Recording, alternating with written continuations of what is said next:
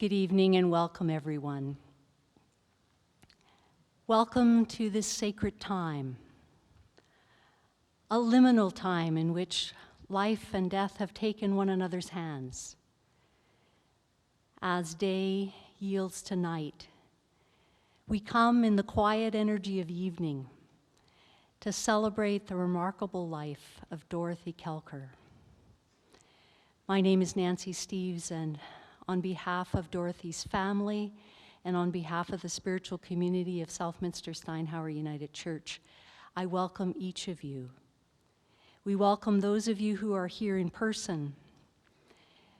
Some of us gathered here in the spiritual home of SSUC and others gathered time zones away. But all of us, present to one another, as we are present to a life that touched ours deeply. So wherever you find yourself tonight, whether you're here in this gathered community with us, or you're in your home, or you're traveling, and you're joining us online, I invite us each to take a moment to pause in gratitude for the land that holds us, the land that opens to feed us, the land that raises us, that has been home to Indigenous peoples for generations. As we gather here in South Edmonton, we recognize that we are on the traditional lands of Cree and Métis people. And as we acknowledge that, we recognize our commitment to live in right relationship with this land and with its First Peoples. And whether we're here in flesh and blood or with the help of the digital world, we are together to share the sadness of so much that we've lost, to tell the stories of a life that inspires us still, to remember the remarkable life that Dorothy compressed into 44 years of living, to honor her journey and receive the light of her legacy, a vibrant light that she passes to us. We pause to recognize the sacredness of life, sacred in its birthing and sacred in its dying, sacred in the relationships and the experiences that carry us from the miracle of our arrival to the mystery of our departure. We are many circles gathered into one. Circles of family and friends, colleagues. We are circles of different generations. We're taking time out of time together to honor the mystery of life, to find comfort in our memories, to express and share our gratitude, to learn the legacy of Dorothy's wild and precious life, and to lean into the strength of who we are together, a community of grief and a community of gratitude.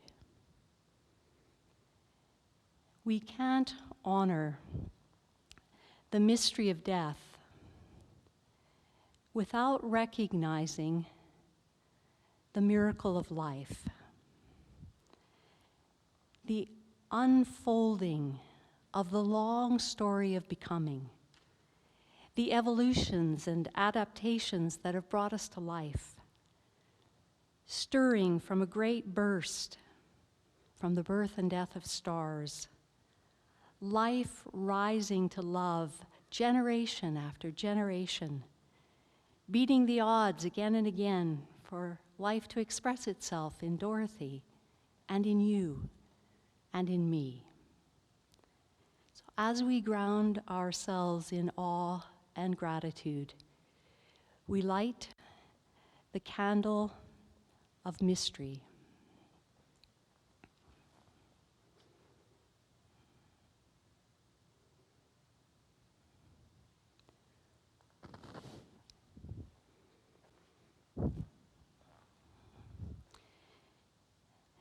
This flame reminds us of our long cosmic story, that we're each a spark of a greater light, and our lives are lived against the astronomical odds of our birth, the inevitability of our death, and the odds of any of us being the particularity of who we are, of being together, whether for a little time or a long time, in this time and space.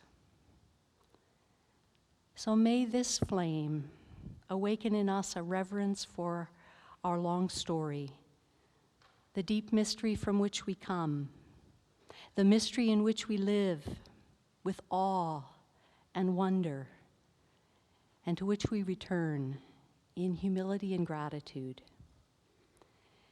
We honor that mystery and miracle as we sing with one another. We invite you to remain seated or to stand, whatever you find most comfortable to do. You'll find the words that you need in your leaflet, and you'll also find them on the screen before you.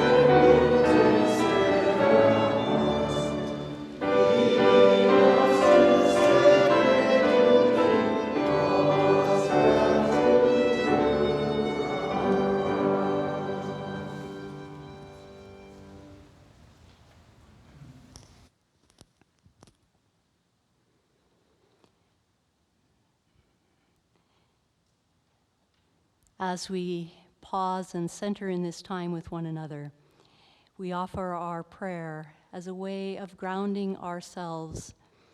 If we breathe, we pray, sometimes with words, sometimes with sighs, sometimes with tears, each of those a prayer.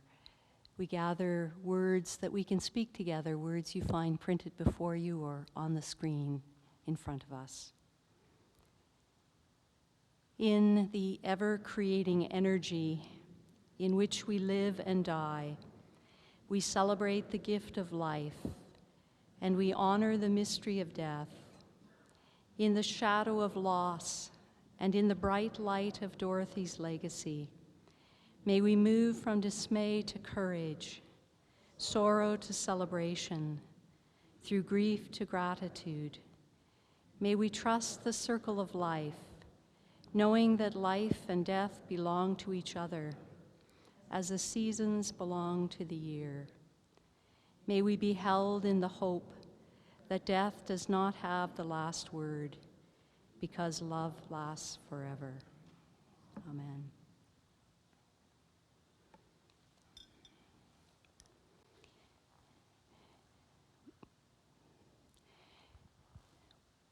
We each come tonight with our own particular memories of Dorothy.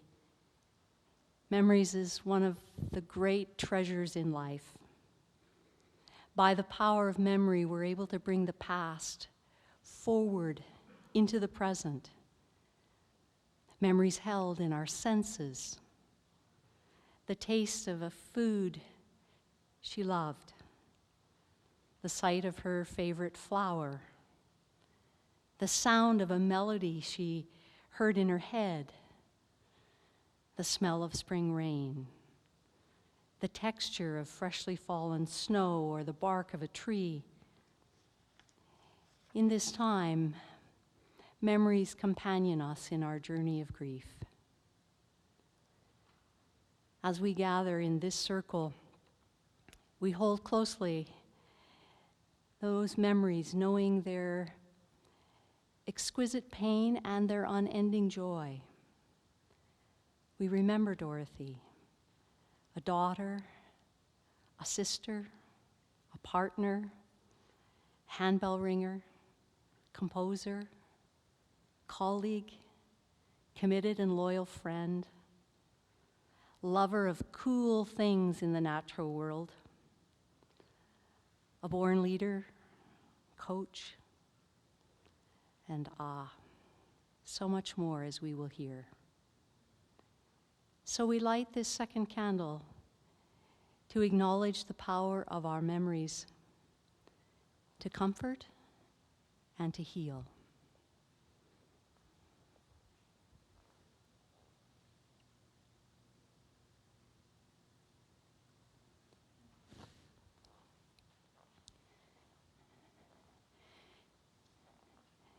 May this flame remind us of the power of our shared memories, to take us into tomorrow with the wisdom of yesterday and the strength of today.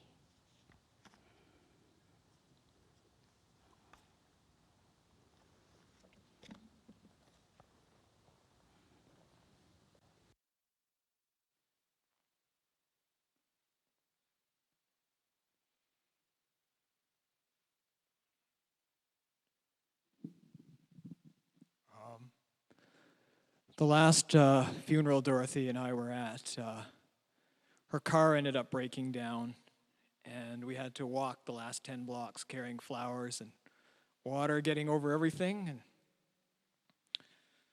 And today we were on time, but I don't know if it was a huge improvement.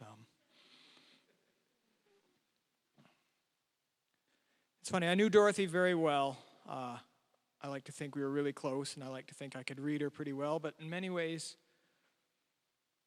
she's still a mystery to me that I wish I'd known more about. I mean, even one of the biggest mysteries to me even is our relationship.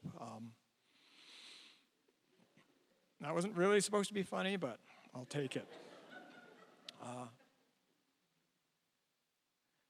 don't know how I got together with someone I have nothing in common with, but it was interesting because I always heard that an experienced relationship is something you would make lists and find the right person and sort of you had to work at it and be spinning dials and hitching gauges and constantly maintaining this thing unless it explodes in a drama. And it wasn't really like that with Dorothy, which is why it was such a mystery to me. It was just took some water and some sunlight and it just kind of grew on its own in its own time. And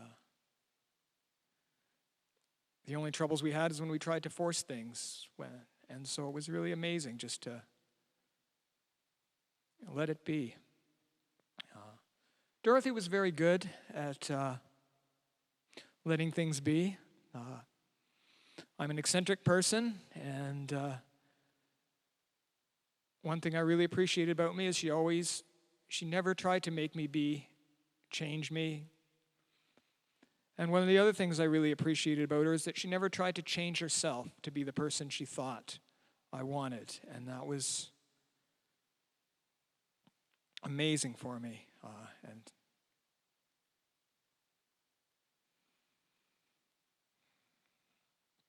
Sometimes we'd go to Paulkane Park and would get to the place where the weeds sort of met the water, and she would look at the little water striders and stuff like that and point them out to me and how it worked. And I always noticed when she composed for handbells, what amazed me the most was she wasn't necessarily, it wasn't about her trying to be a great composer and put her music out there. It was about trying to make things that were fun for the handbell ringers to play. And that really made me think about community and how important it was to her, even in her own quiet way. And it also really made me think about how much help we've had and how much overwhelming support we've had over the last, not just the last couple of weeks, but over the last few months and last year from people. And this was a really hard thing to go through, but I'm really, thanks to so many people's help that I can't even begin to name. We didn't have to go through it alone, and I'm very grateful. So thank you.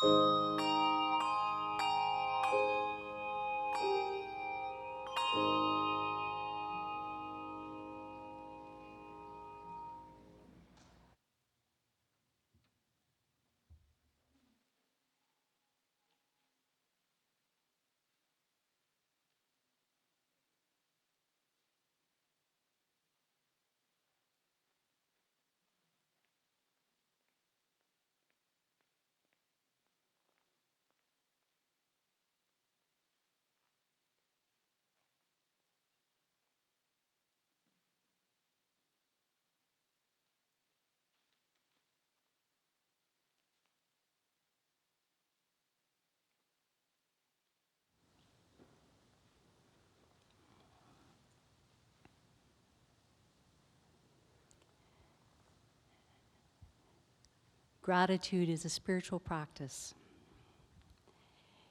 Even amid life's losses and limitations, it's gratitude that opens us to the wonder of life and love.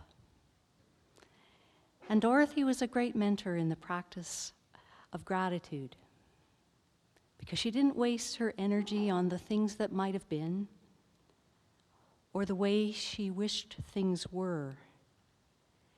She gave her best energy to acceptance and adaptation. In the light of her positivity and pragmatism and practicality, we bring our gratitude. And we light this candle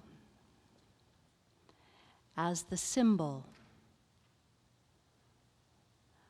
of our deep gratitude.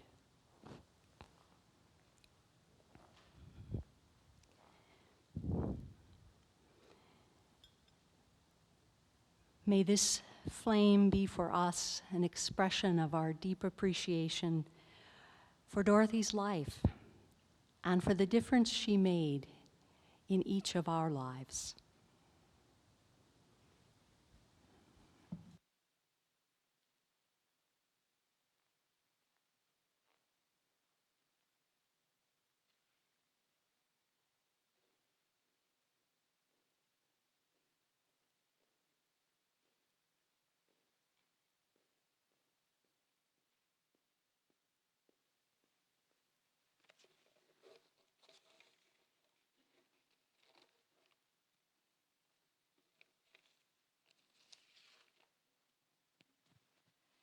Good evening. My name is Olive Young. I want to thank the family for asking me to do this eulogy. It has been such a privilege to reflect on Dorothy and the relationship we had for myself and my family. I first met Dorothy in 1980 when she was 2 years old, standing in a snow-scraped parking lot. She was all bundled up in a snowsuit with a hand-knit scarf covering her mouth and nose. Her clear brown eyes, even then, were assessing everything around her. Her mother was sitting on a snowbank left by the graders, breastfeeding her newborn baby, Anka. We were there because our husbands were cross-country ski racing the St. Regis Marathon, starting in a forestry reserve outside of Hinton and ending in the village of Robb. I had my young daughter, Tina, with me, who was 6 months younger than Dorothy, so spotting Dorothy delighted me. Here was a playmate for the long wait until her husbands finished the race. Apparently, I sang simple songs to Dorothy and Tina, like Pop Goes the Weasel, which in turn delighted Dorothy and made her giggle. Even then, music was clearly one of her pathways in life. That is, if you consider Pop Goes the Weasel and the wheels on the bus go round and round as music.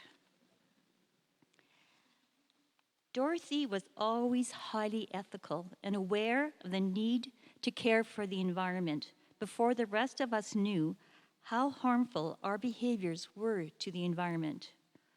One Saturday, I asked if Dorothy, Anka, and my children, Tina and Tom, would like to go to McDonald's for lunch. At the age of 8, Dorothy calmly told me that we could not go to McDonald's. The reason?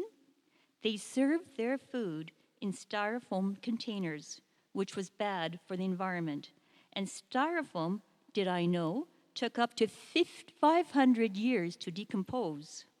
She chastised me so gracefully. I never ate at McDonald's again while they and other fast food chains served their food in styrofoam containers. Dorothy's voice was always in my head. It was no surprise that she received her master's in environmental education. Dorothy was always curious. Her parents were both scientists, and so experiments were encouraged and welcomed. They lived by the motto in that household, what if? So one day, Dorothy asked, what would a glass of water taste like if every ice cube in the glass had a different flavor, like apple, raspberry, Saskatoon? So she made a variety of fruit-flavored ice cubes, but she also made a very special one for her younger sister, Unka. It was an ice cube laced with cayenne pepper. Dorothy, this solemn little girl, had a wicked sense of humor. Dorothy was a Girl Guide through and through, and a number of Girl Guides are here tonight, and so delighted that you're here for this service. She embraced the entire movement, just like her mother had in the Netherlands.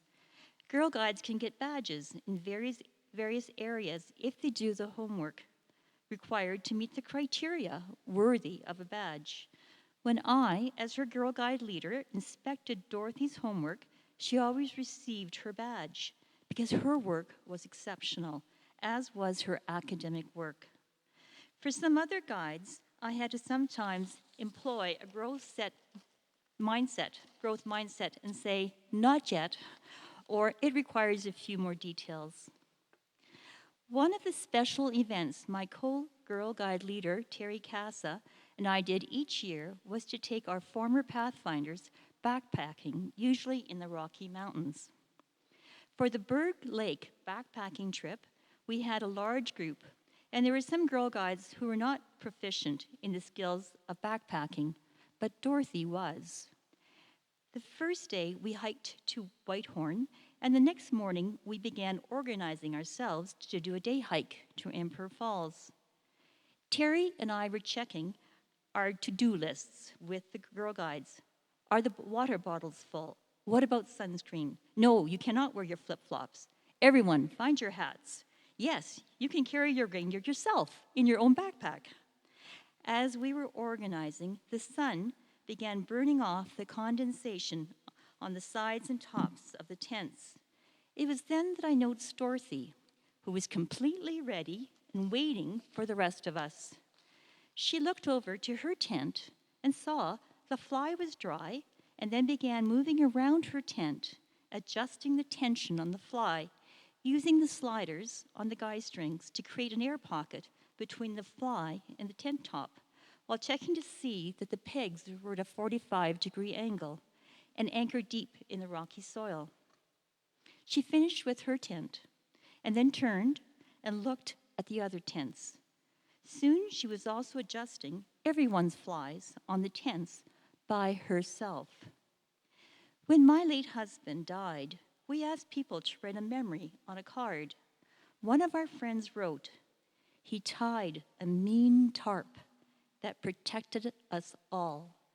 For Dorothy, I would like to say, she tied all of our flies for all of our tents, and she too protected us all.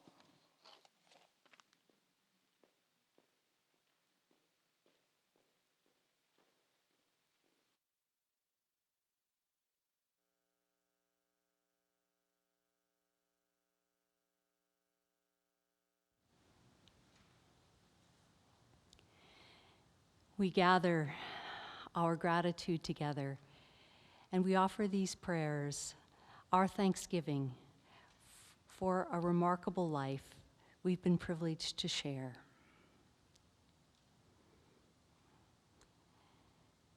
We come to this memory-laden day knowing our connection to life. The earth as our cradle, The stars and sky, our blanket, the creatures of land and sea and air, our siblings. We approach the sacredness of death, knowing that life and death have some very necessary arrangement between them, and that our singular lifetimes are part of a larger and longer story of life. We center ourselves in this awareness as we celebrate Dorothy's life, embracing our joy for her being, and seeking shelter with one another in our sorrow. We come with full hearts, thankful for the life we've shared with her, her love for her family and friends, and her curiosity and wonder, her fascination with the natural world, her joy in sharing what she learned, her quiet and gentle presence, her capacity for positivity, the ways her leadership brought out the best by bringing people together. We're grateful for her passion for fairness and inclusivity, for the legacy she leaves us in the ways she planted herself in the world and in our hearts. We bring our prayers tonight that they might be expressions of our care for her family, for her mom, Henriette, her sister, Anka, her partner, Dan, her circle of friends and co-workers, extended and far-flung family, for all of us who've been touched by her life and are grieved by her death. We celebrate the miracle of life with gratitude and humility, the chance to live and love and be loved. May the hope we find here in this gathered community encourage us in the work of our grief. And may the deep peace that is beyond our understanding be our spiritual home this night and in the days to come. It's in love that we pray together. Amen.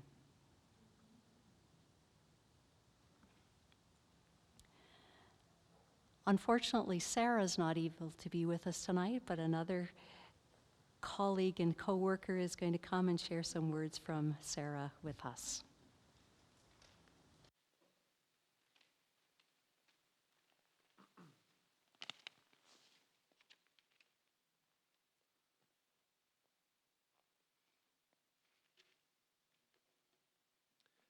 My name's Alex Hamilton. I was one of Dorothy's colleagues at the City of Edmonton, and tonight I'm going to be sharing some words by another one of our colleagues, Sarah Gerke. It is an honor to be here to speak to Dorothy's contributions with the City of Edmonton. Over the last few weeks, I have had many conversations with Dorothy's colleagues and have noticed common themes. And one of the characteristics mentioned most about Dorothy was her immense attention to detail. Dorothy thought through every detail and read every word.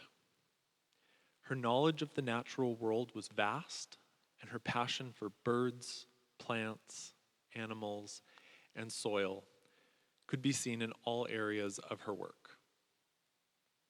Dorothy not only loved local plant and animal species, but speaking with some of the Valley Zoo team, Dorothy was always so proud of her work on enrichments with Lucy the elephant. Most recently, Dorothy was key to the success of the John Jansen Nature Center's refresh, which involved coordinating a number of projects related to enriching the center's interpretive experiences.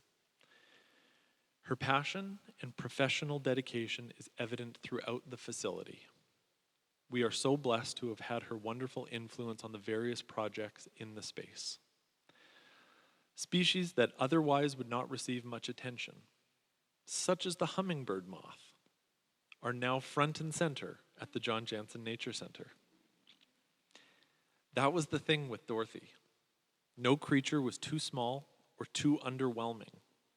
They were all important to her, and they all deserved attention. Even while on leave, Dorothy was regularly asking for updates on projects that she had kicked off, and would often send her suggestions and edits.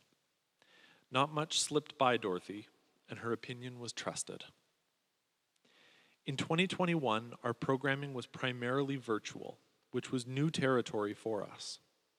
Dorothy was approached by a preschool teacher who was interested in a virtual experience for her students, themed around migratory birds, specifically geese. In a very short period of time, Dorothy sorted out the technology required and created a very engaging virtual experience for the class. While Dorothy received kudos by the students and teacher, what stood out to me was how energized Dorothy was after delivering this program. She had a spark in her eye and told us about the experience with such enthusiasm. Dorothy was truly in her element when educating about nature and conservation. She may have appeared quiet at times, but she had a strong confidence in her nature knowledge and an eager desire to help engage others with the natural world. We will miss Dorothy's kindness and compassion. Her special attention to volunteers and frontline staff was regularly noted. Volunteerism was very important to Dorothy, and she treated volunteers on our sites with great care and respect.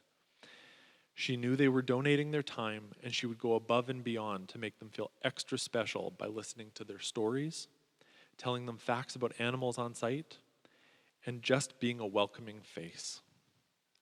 The same can be said about Dorothy's relationships with facility partners and contractors. It has been overwhelming in the best way to hear from various groups in the last few weeks messages about Dorothy's helpfulness, resourcefulness, and care. Dorothy's legacy lives on, and we will continue to celebrate her contributions. From the green roof at the John Jansen Nature Center, to Valley Zoo special events, to the Birch Tree Trail signs, and so much more, much of our work has been influenced by Dorothy, and it is an honor to carry it forward. Our deepest sympathies are with Dorothy's family and friends. We are privileged to have had her on our teams. Her presence is missed, but we are thankful for the many ways we can celebrate her in the years to come.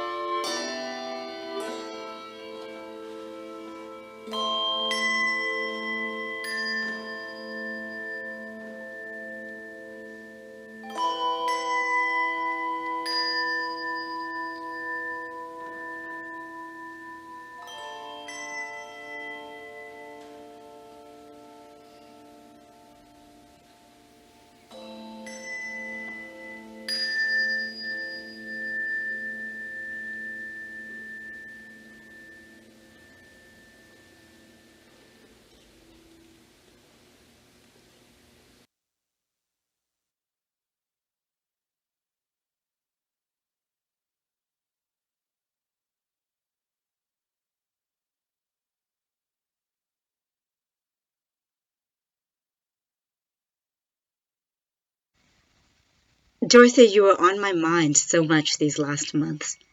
The other day you found an old card I sent you, and I was reminded anew of how much of my life has been connected to yours. Almost 30 years. We met in high school at Old Skoda. We stayed close through undergrad and even after. You went to Royal Roads. I went away to the States. But we met again every couple years or more, each time I visited Edmonton, introducing each other to our partners and sharing news of our lives. You got to know Tim and more recently Saisha, and I got to see how supported and loved you were by Dan. Dorothy, from our first days of friendship, you inspired me to explore the woods, to bike, to look more closely at nature and consider our environment. One of my fondest and oldest memories was surveying benthic invertebrates with you for a high school project. There were a lot of leeches downstream of the sewage outflow on North Saskatchewan River, and we counted them all. I don't think any 16-year-old at Old Skona has ever cared more about scientific rigor. When you were diagnosed, I told you to trust in your doctors. You would get through this, and so many do. And you did, until you didn't. And you did, and it was a roller coaster of your body supporting and betraying you, and I admired your courage so much and your determination to live each day as well as you could. These last weeks and days, I've been thinking about you all the time. I was never able to speak directly to you about what was happening, about the journey you would be taking soon. I thought we would have another day, another conversation for that. The last time I saw you on video, you said you were making plans, and I said you didn't have to tell me now. The next time you could tell me what those were. The last time I heard your voice, you just arrived at the hospice. And you seemed too well to be there. You hated the food and being restricted. You were telling me about work, and I was telling you about the logistics of me going back to the office. We texted a few times after that, and then I texted Dan, and then we couldn't talk again. I wrote you a poem about the next step in your journey. I didn't know whether it was all right, whether it was time, when it would be time to show it to you. Thank you, Dan, for sharing it. Dorothy, it got you just in time. I don't think there is anyone who has crossed over who knows me as well as you do. Wherever you are, I hope you take those memories of us as I carry them with me in this life.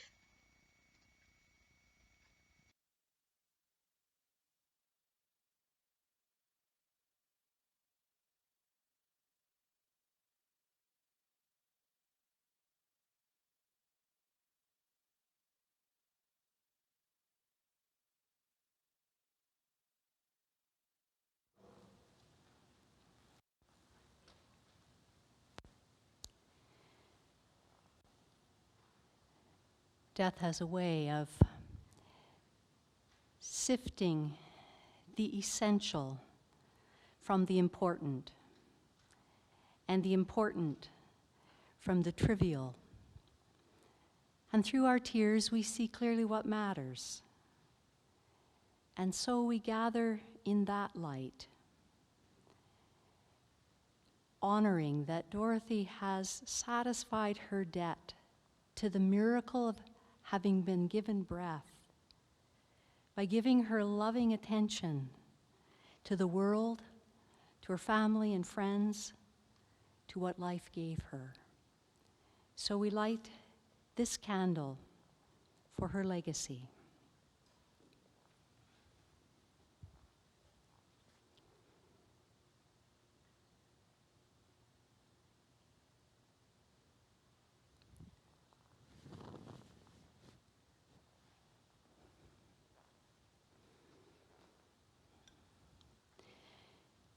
And may its flame remind us of all that death cannot take from us.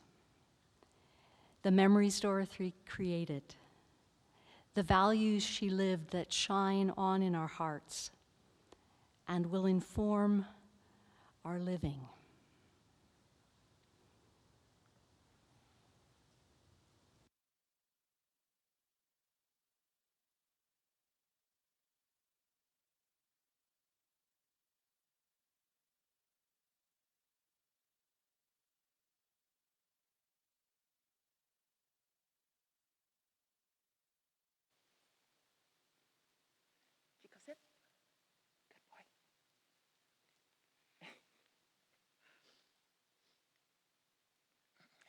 I think it goes without saying that the world has lost a special person with Dorothy's passing. Like so many here, we have too many memories to share. Memories that we are grateful to hold on to now.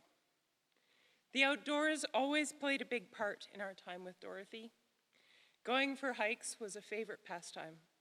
We could always count on Dorothy to identify any species we saw, and to back that up with information from not one, not two, but often 3 different field guides. From cross-country skiing to canoeing, from berry picking to campfires at Too Cold to Measure, we could always count on Dorothy to bring her joy for nature to our many outings.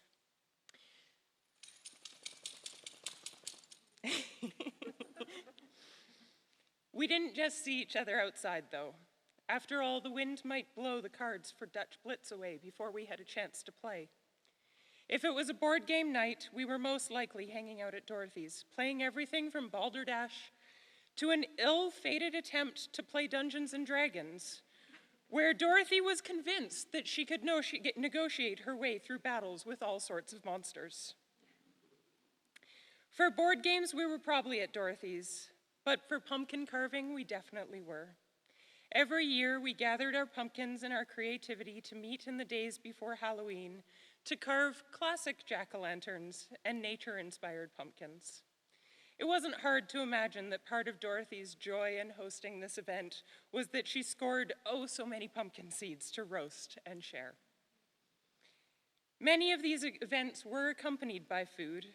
We could always count on Dorothy to bring the most unusual potluck item to the night.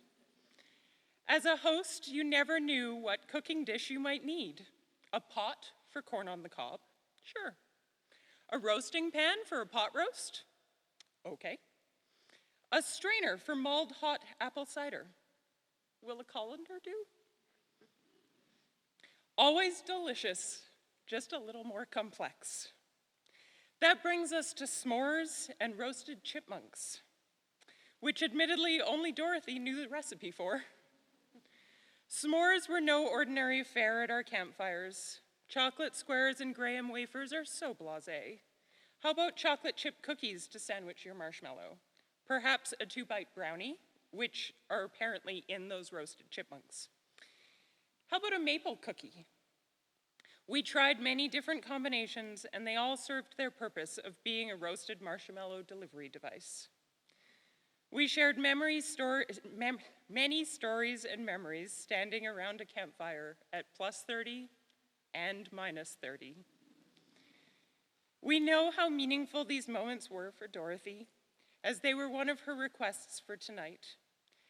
So afterwards, we do have supplies to make some s'mores, traditional and not, I think, later tonight.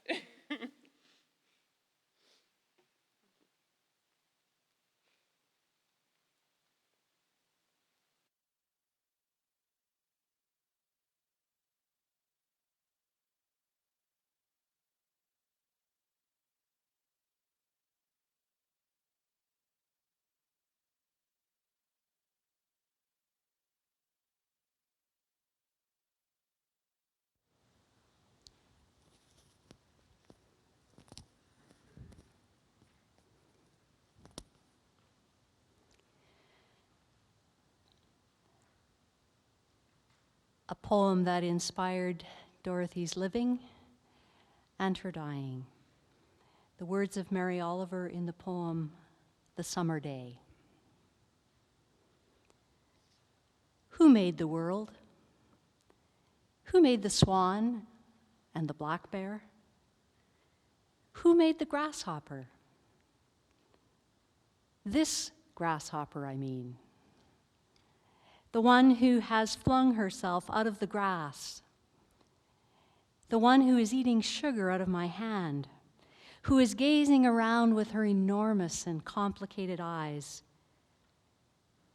Now she lifts her pale forearms and thoroughly washes her face. Now she snaps her wings open and floats away. I don't know exactly what a prayer is.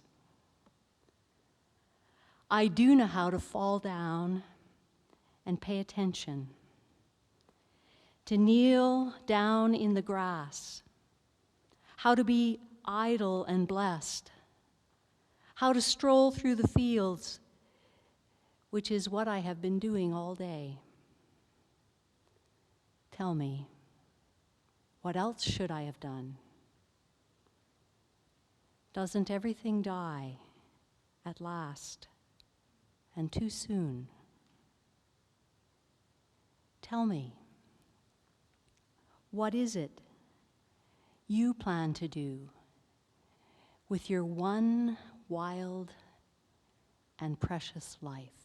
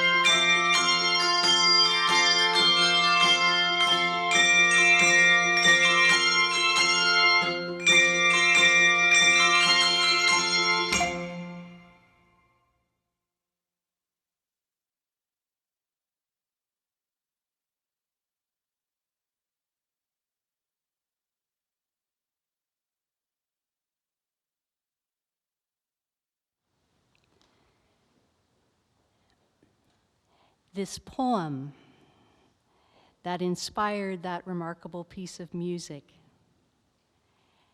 is a poem that asks questions. Maybe that's part of why it appealed to Dorothy, her inquiring mind, her curiosity. It asks 6 questions, actually. Who made the world?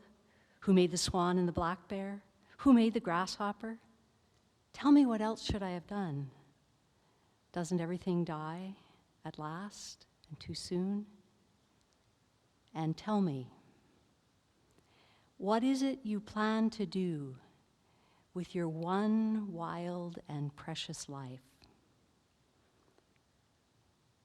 Is how we answer that last question that shapes our legacy.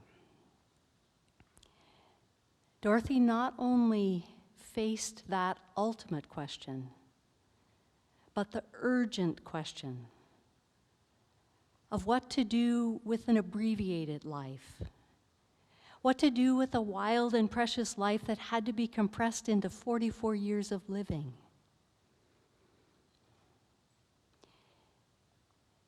In a eulogy for Steve Jobs, the founder, CEO of Apple, his sister, Mona Simpson, described Steve's death at 56 years of age this way.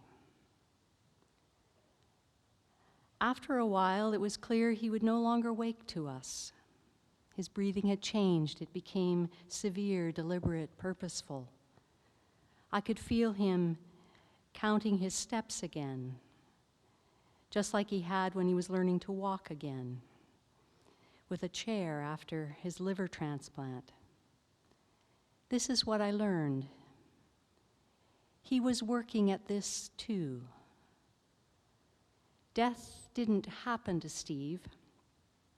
He achieved it. Death didn't just happen to Dorothy either. She achieved it. She achieved death because she paid such a close attention to life. And she didn't miss the beauty and the wonder, the mystery and the miracle of being here. And she learned from the fields and the hills and the forests and the mountains and the lakes. Because like the poet, she knew how to stroll through the fields. She knew how to walk slowly, stop often, look closely, and listen deeply. She knew how to be present to the beauty and the brilliance of the natural world. She knew how to give her undivided attention to beavers and to bark, to ravens and to rocks. She knew how to savor the gifts of her senses and then passionately translate and share the cool things that captured her mind and her heart. In that way, she was living the ancient wisdom that's been passed down to us from the first century in the Jesus tradition. In the midst of anxious times and anxious lives, we're given a story of that first century teacher, Jesus of Nazareth, inviting his friends to address their fear and their uncertainty by strolling through fields. And we're given words he says to them like this: "Don't worry about your life. Look at the birds and consider the lilies. Take your cue from them. Learn from these, the best of teachers, what to do with your one wild and precious life. If we were to kneel down in the grass, be idle and blessed, stop, look, and listen, to pay deep attention to the flowers, not to pick them, not to take them, not to use them, just to consider them.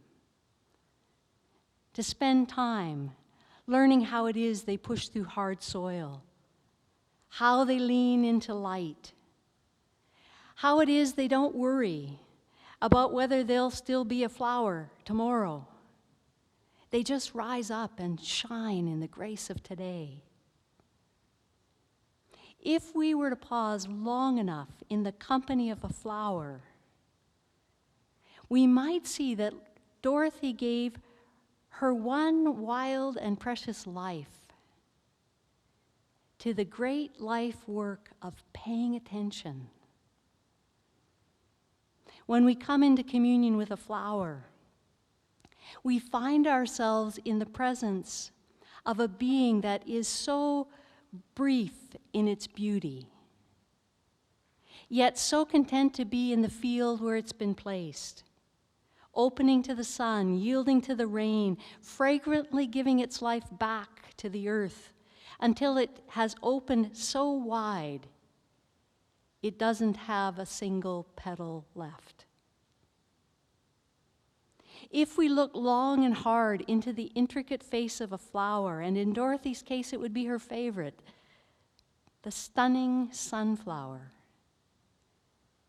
we'd find ourselves in the company of a being which seems to know life as gift, the seed that dies in the ground to rise to life and lives and dies again and again.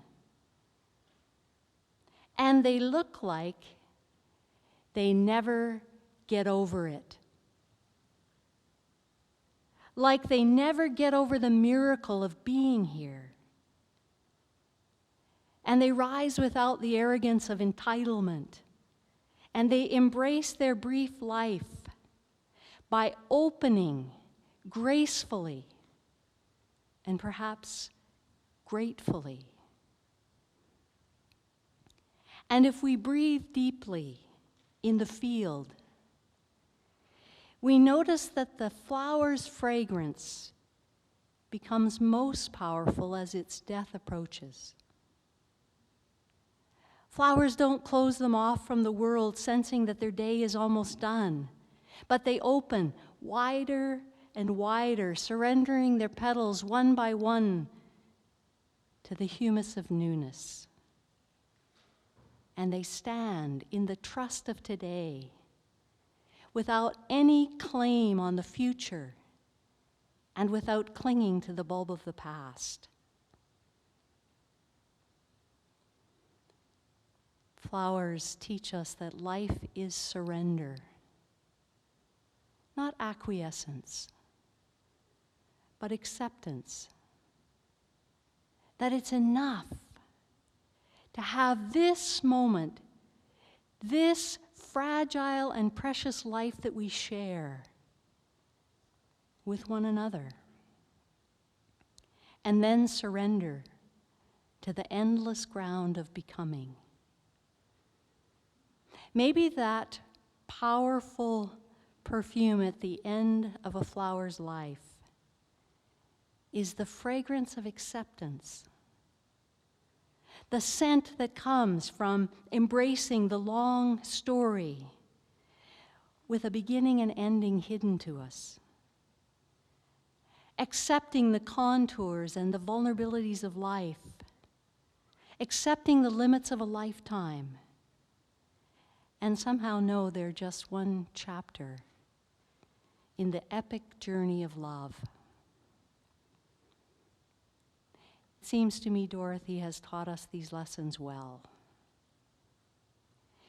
She learned that our one wild and precious life isn't about permanence, it isn't about productivity, it's about paying attention.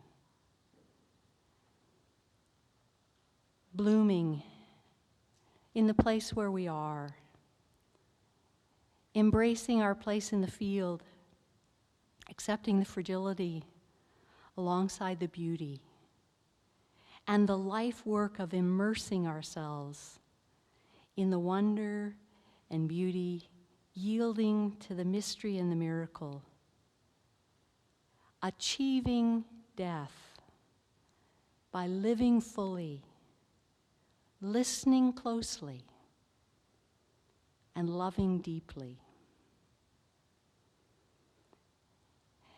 Though Dorothy never had children, we are all of her heirs. We're entrusted with the wild and precious light of the life she's lived. And we go on in that life work of living as we've learned, giving the very best of our attention, being in each breath we take, and achieving our death by not missing our lives. May we be inspired by Dorothy's light to make it so.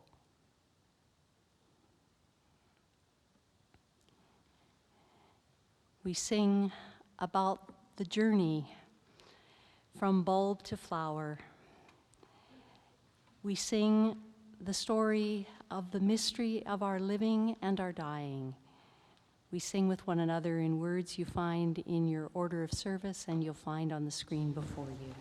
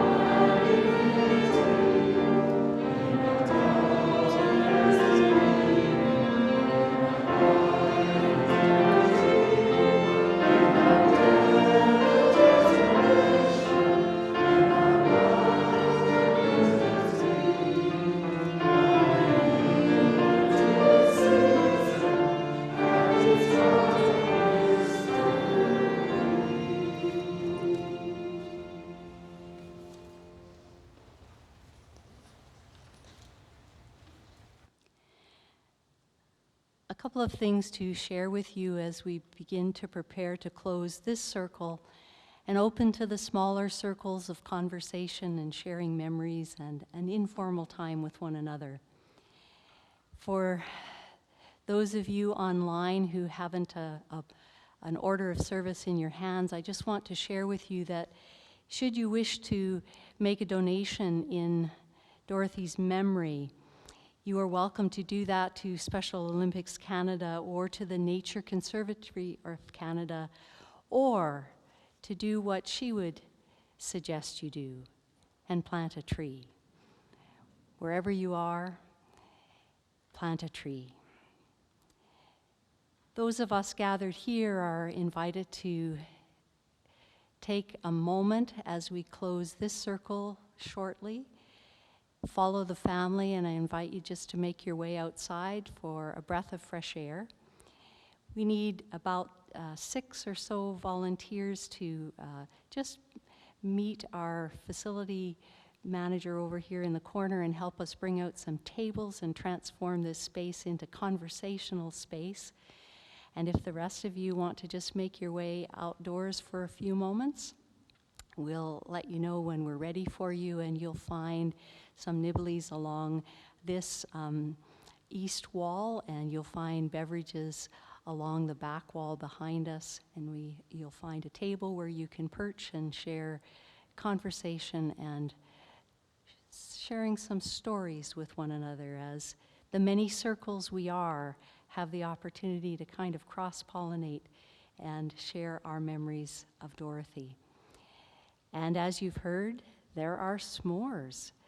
So there will be a fire pit just out here to the east. Any of these doors will take you out to the east lawn, and you're welcome to warm yourself around the fire, to share conversation there, and to share s'mores with each other. And those of you joining us online, if you're sharing this time with others, we invite you to be in conversation, to share your memories with one another. And if you're alone in this service, we invite you to take a few moments to share your thoughts in an email or a message to the family. We'll be delighted to share the memories that tonight has stirred for you wherever you are.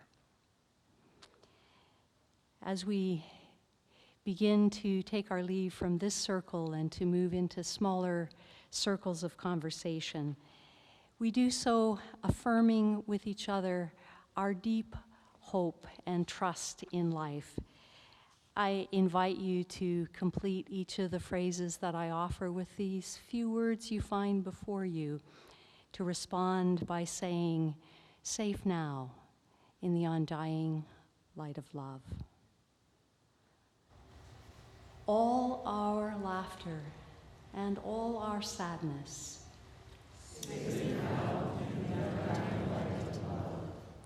all our stories, all our memories,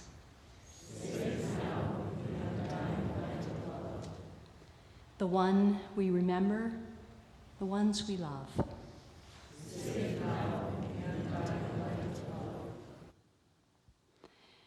This poet that so inspired Dorothy to compose Our Wild and Precious Life also wrote in a poem entitled The Sunflowers these words: "The long work of turning our lives into a celebration isn't easy. It isn't easy. But Dorothy made it look easy. And she has turned her life into light, a light we celebrate in all of the legacy it shines for us. She has done it, and may we continue to find our way.